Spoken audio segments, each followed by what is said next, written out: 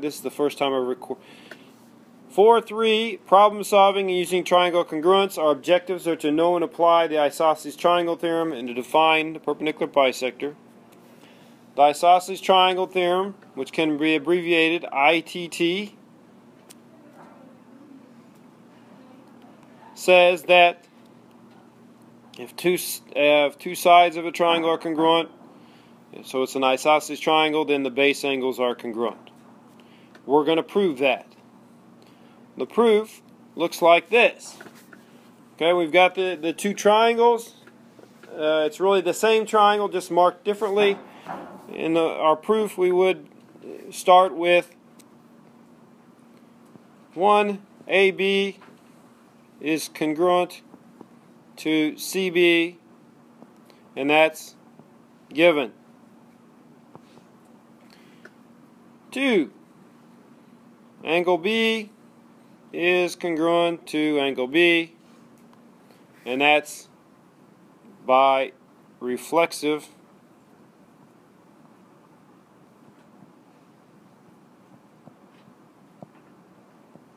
property.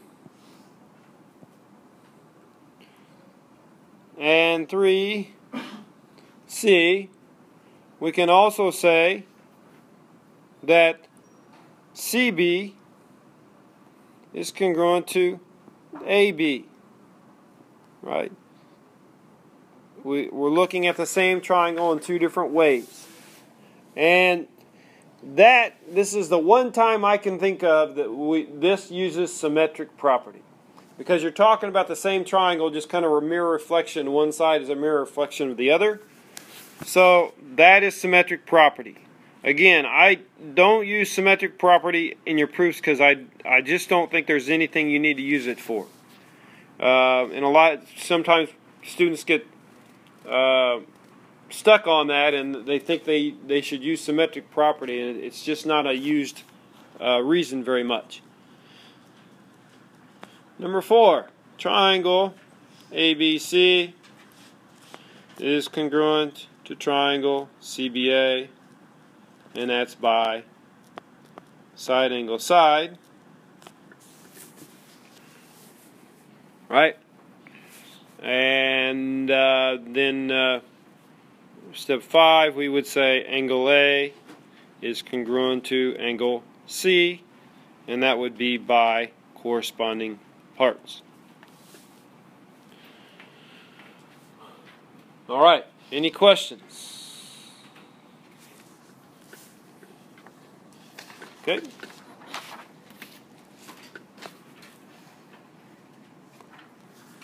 Corollary 4.6. Every equilateral triangle is equiangular. And so we have the you're just using the isosceles triangle theorem on each side in this for this corollary. But if all the sides are the same, then all the angles are going to measure what in the triangle? What will their measure be? 60. Yeah, 60. 180 divided by 3. Now we're going to do a proof that involves the isosceles triangle theorem. All right. So in example 4.12, we have a rhombus ABCD, has a diagonal AC, which forms angle 1 and angle 2. So we can see that. So,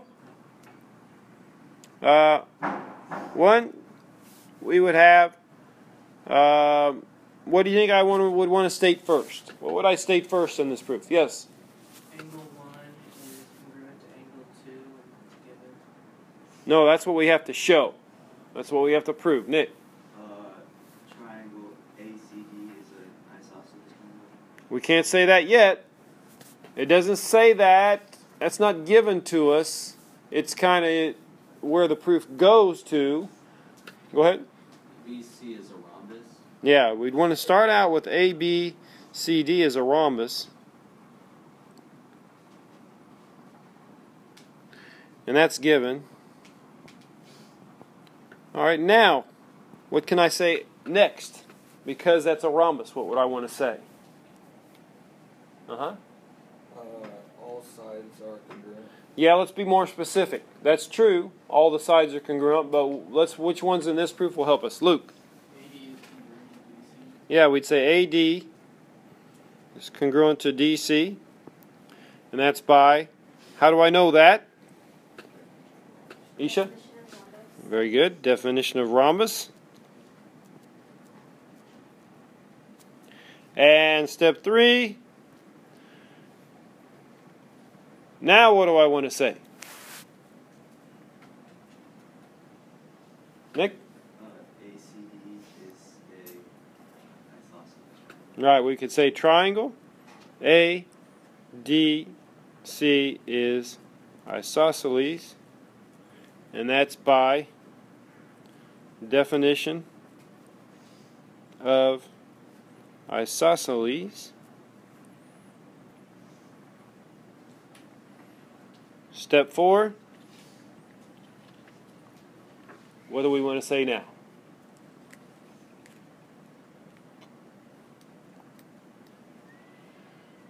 Michelle. AB and BC are congruent. Well, that's true, but we don't need to know. That doesn't come from it being isosceles. What's the result of it being isosceles, Nick? Angle 1 and angle 2 are congruent because of isosceles theorem. Yeah. Now that's what we're after. We want to say angle 1 is congruent to angle 2, and that's by ITT.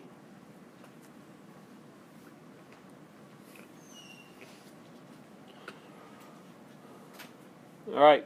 Any questions on the proof? Very good.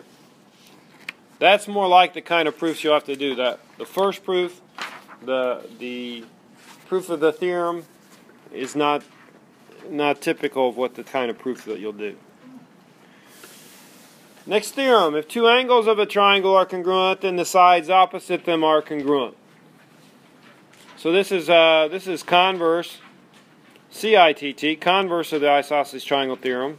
Again, if you don't want to go through the process in your proof of saying a triangle is isosceles, you can just write opposite angles congruent, comma, opposite sides congruent. The corollary that follows from that is if a triangle is equiangular, then it's equilateral, right? Okay. Then next thing we're going to do is perpendicular bisector of a segment. We've got some definitions here. First of all, bisect means to divide something in what? Half. We divide it in half. So a line, ray, or line segment that divides an angle into two congruent angles is a angle bisector.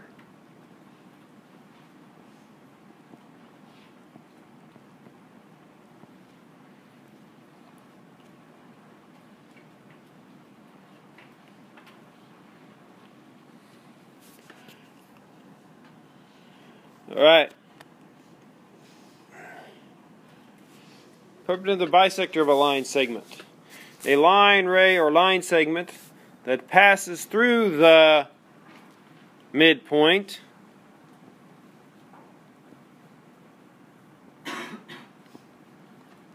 of the line segment and is perpendicular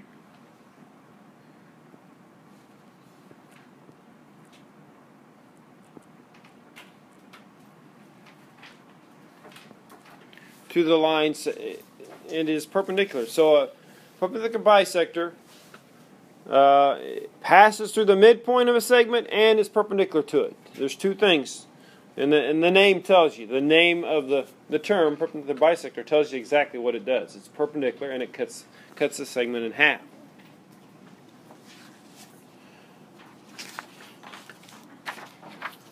Here's a theorem using the angle bisector. In an isosceles triangle, so the two sides are congruent, the ray that bisects the vertex angle bisects the base and is perpendicular to it.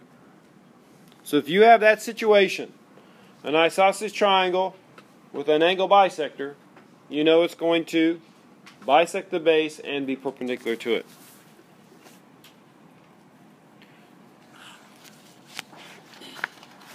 We're going to prove this theorem.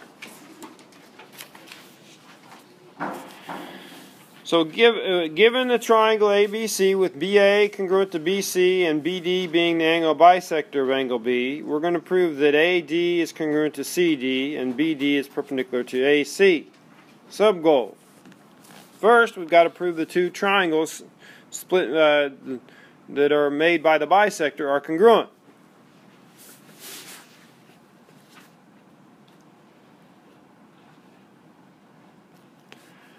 So,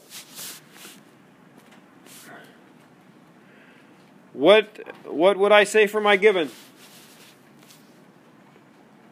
Go ahead.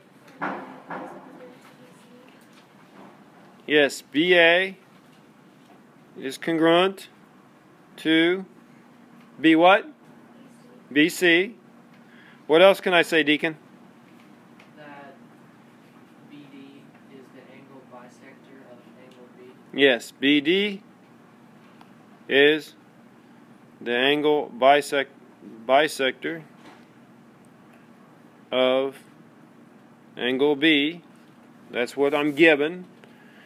Then how do I know that ABD is congruent to CDB? How would I know that?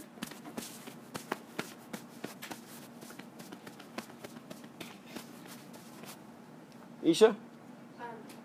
The angle bisector, because like the angle bisector bisects angle B, so then those two angles. And yeah, anybody know how I would the terminology I'd use for that, rather than restating what is in the statement for a reason? That would be definition of angle bisector. All right, the definition, it divides it into two equal angles, so that's definition of angle bisector.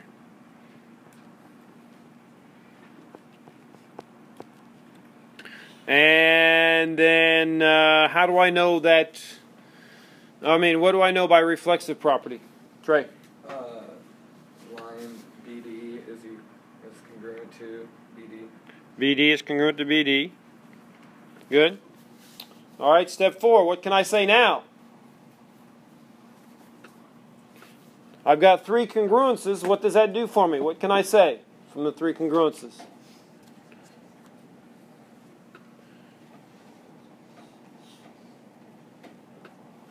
Luke. Triangle ABD is congruent to CBD. Triangle ABD is congruent. The triangle CBD, and that's by side, angle, side, right? Okay. What do I want to say by CP?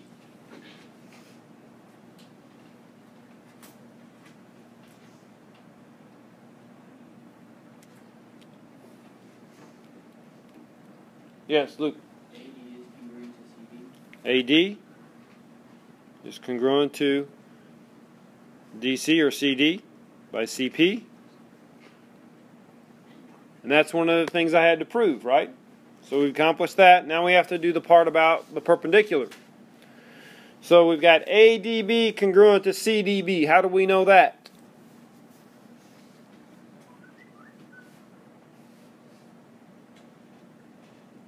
Isha? CP. That'd be CP.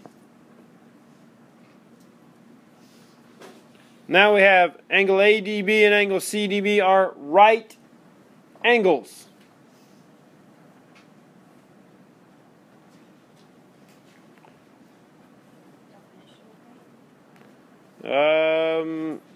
No, wouldn't be definition of right angles.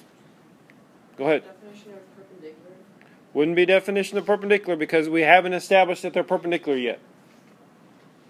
Definition of midpoint. It's not definition of anything. Yes.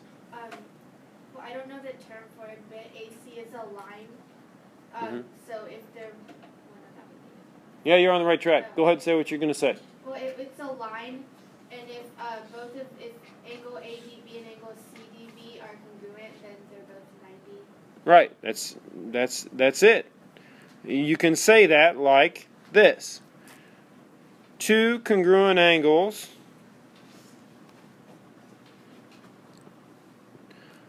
that are supplementary, they make a line, are right angles.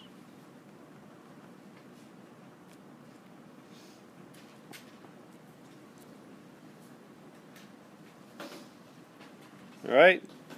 So then, what's my last thing? What are we going to say by definition of perpendicular? Yep. Line BD is perpendicular to line AC. BD is perpendicular to AC. Very good. That's BD there. All right. Any questions on the notes? Okay, very good.